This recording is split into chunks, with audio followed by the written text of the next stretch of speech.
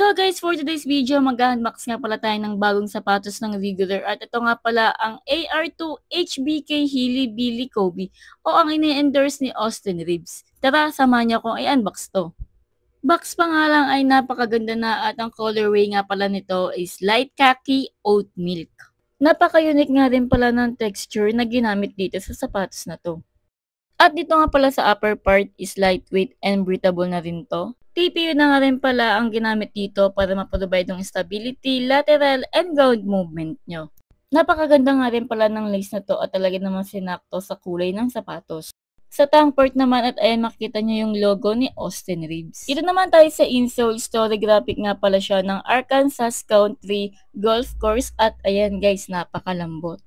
Dito naman sa outsole is butterfly wings TPU na siya or excellence torsion resistant na. Sa heel part naman makikita nyo yung malaking logo ng regular.